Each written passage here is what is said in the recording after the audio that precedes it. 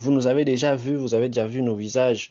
Comment est-ce que vous voulez qu'on puisse vous laisser comme ça en vie? On ne peut pas vous laisser en vie parce que vous avez déjà vu nos visages. Même si il arrivait à ce que nous puissions prendre tout ce que vous avez sur vous. Mais vous avez déjà vu nos visages, on ne peut pas vous laisser en vie. Curieusement, lorsqu'on a commencé à protester, ils ont bloqué les portes. Le chauffeur a bloqué automatiquement les portes.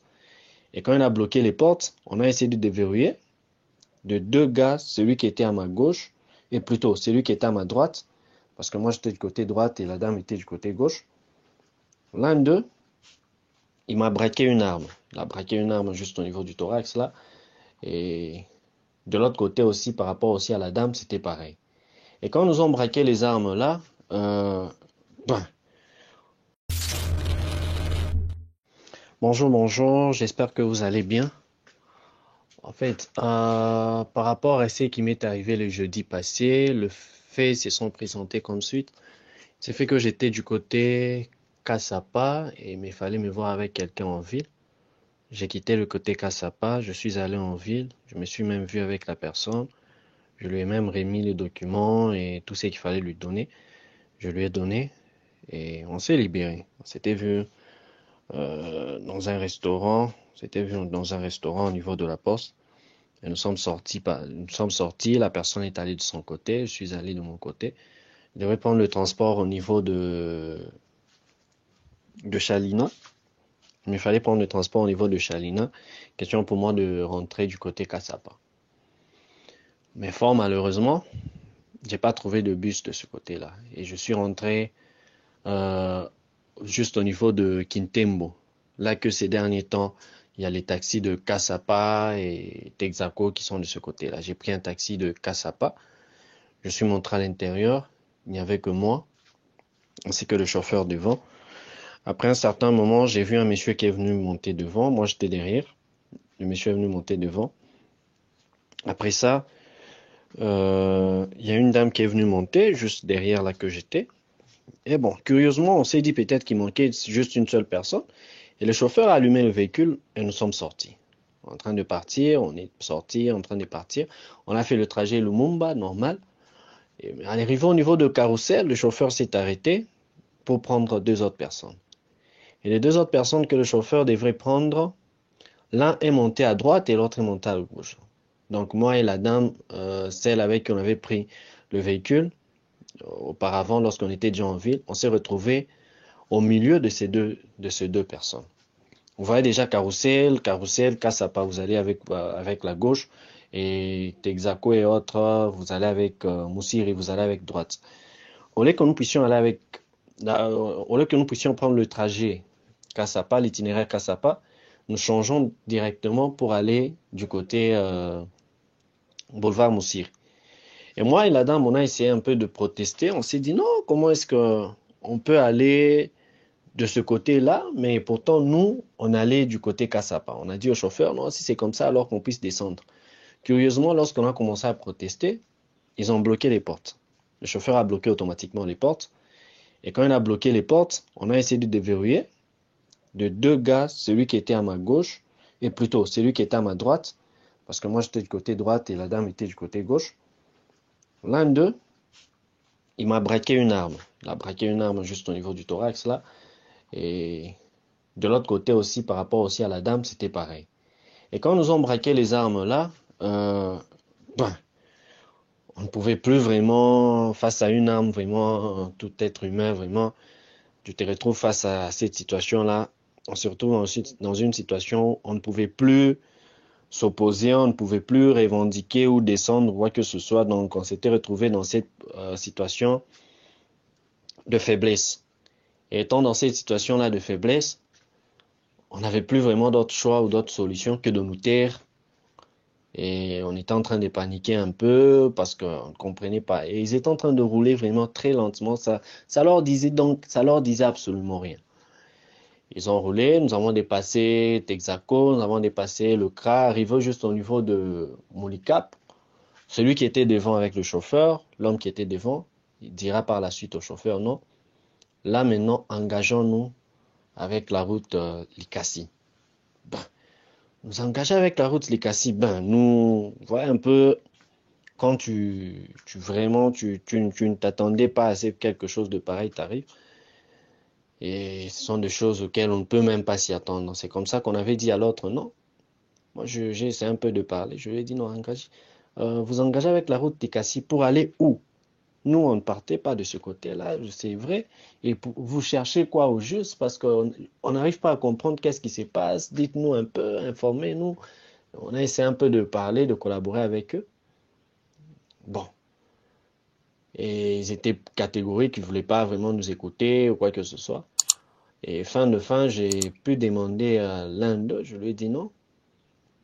Est-ce que c'est possible que vous puissiez prendre tout ce qu'on a sur nous et nous laisser la vie?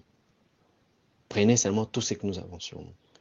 Et c'est lui qui était, le monsieur qui était devant à protester. Non, vous nous avez déjà vus, vous avez déjà vu nos visages. Comment est-ce que vous voulez qu'on puisse vous laisser comme ça en vie? On ne peut pas vous laisser en vie parce que vous avez déjà vu nos visages. Même si il arriva, c'est que nous puissions prendre tout ce que vous avez sur vous. Mais vous avez déjà vu nos visages, on ne peut pas vous laisser en vie.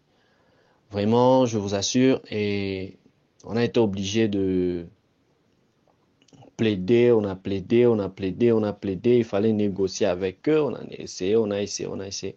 Fin de fin, l'un d'entre eux a dit non, vous avez quoi sur vous? Et quand on a dit vous avez quoi sur vous, sur le même champ-là, on m'a appelé à mon téléphone. Et quand on m'a appelé à mon téléphone, premier appel, deuxième appel, ils m'ont arraché, donc ils ont demandé à ce qu'on puisse leur donner le téléphone, on les a donné le téléphone. J'avais un téléphone sur moi Android et un petit Samsung sur moi, je les ai remis. Et la dame avec laquelle on avait pris le taxi, bon, celle qui m'avait trouvé dans le même taxi, elle avait sur elle un iPhone Pro Max, je crois, un truc pareil.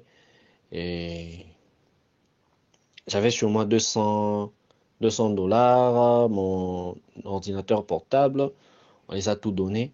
Et la dame aussi a donné son téléphone, j'ai donné ma montre, elle a donné sa montre, elle a donné ses bijoux.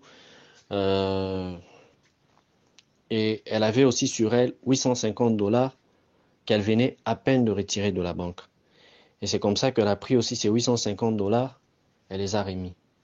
Elle les a remis le 850, donc ils ont tout pris son sac, ils ont tout pris, tout ce que j'avais sur moi, ils ont tout pris. Donc on s'était retrouvés là vraiment sans rien, mais toujours dans leur véhicule. Et quand on les a tout donné, ils ont vérifié, ils ont checké le téléphone, ils ont tout vérifié là, ils ont dit ok c'est bon, c'est bon. L'un d'eux déjà dit bon, on a déjà assez, on peut leur laisser seulement. Il y a certains qui se sont opposés, non, ils nous ont déjà vus, ils nous ont déjà vus. Comment est-ce qu'on peut leur laisser, oh ils nous ont déjà vus, ils peuvent nous dénoncer un jour, ils peuvent.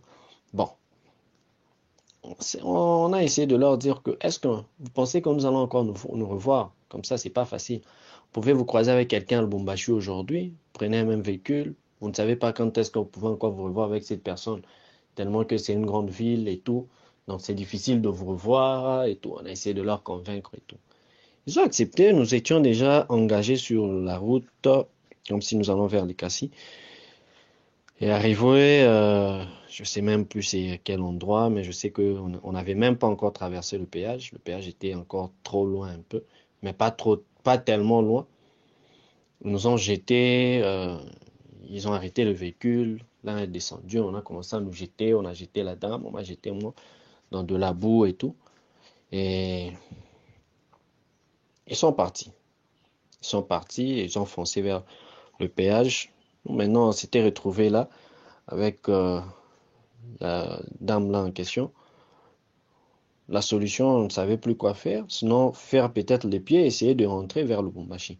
Et à cette heure déjà là, il était vers 19h, 19h, donc presque 20h, 19h, un truc pareil.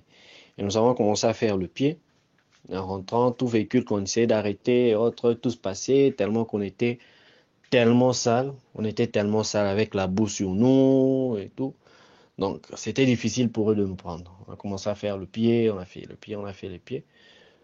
Jusqu'à ce que les patrouilleurs nous ont trouvés sur cette route en question. On les a arrêtés, on les a expliqués, on les a expliqués.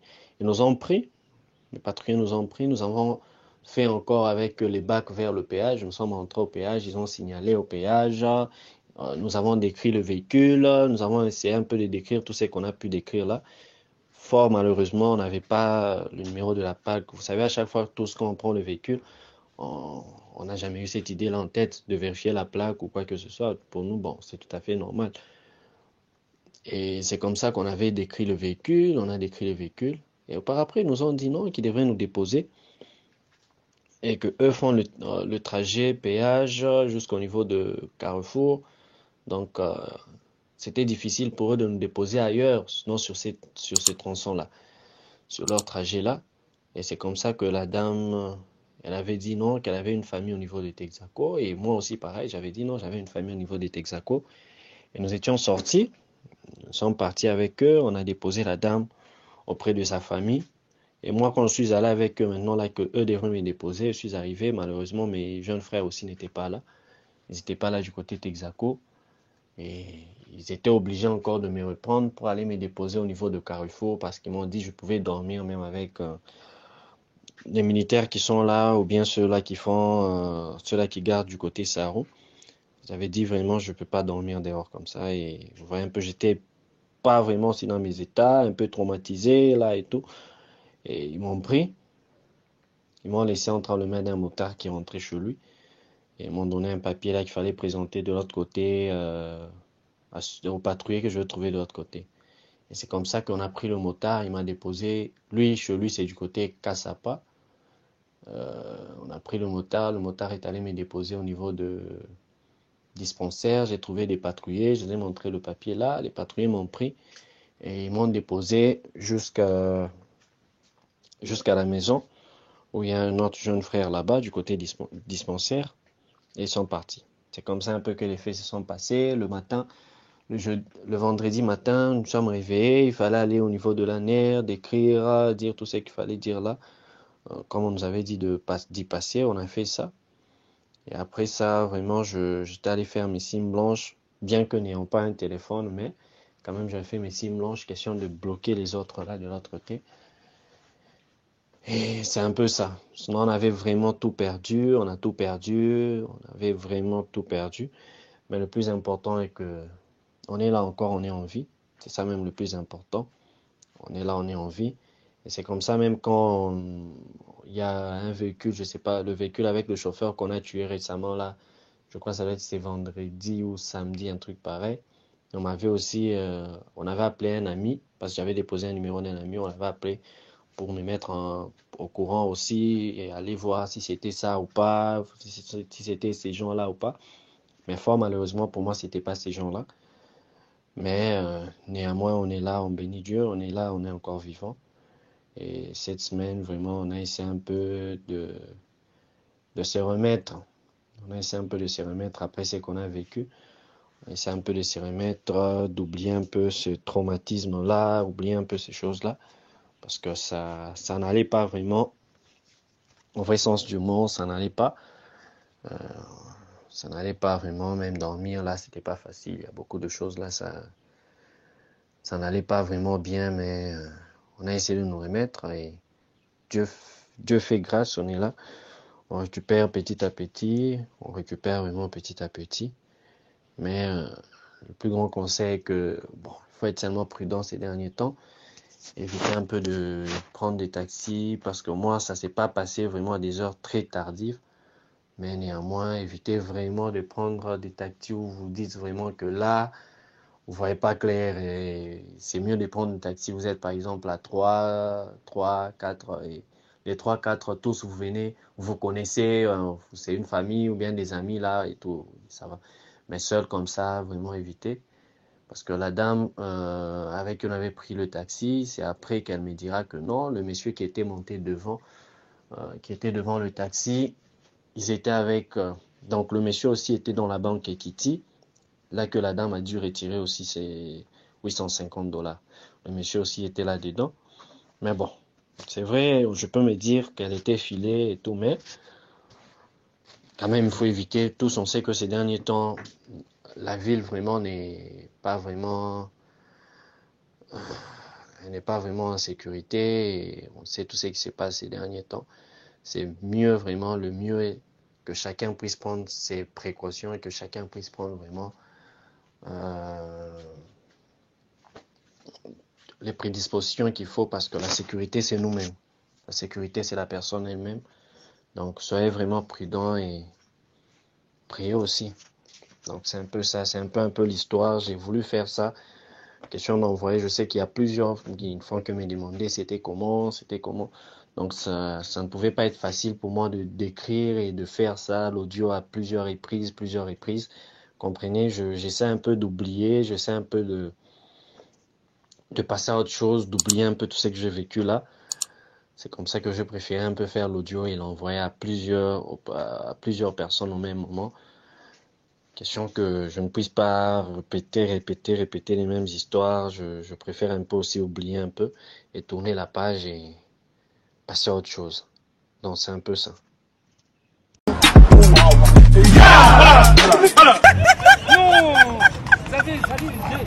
J'ai du mal à imaginer ça. Hein? Si tu ne veux pas nous dire avec qui tu sors, hein? Mais dis-nous au moins son groupe sanguin. Hein? Comme ça, on va se calmer un peu. Oh. Faut pas trop parler, hein? Faut pas trop parler.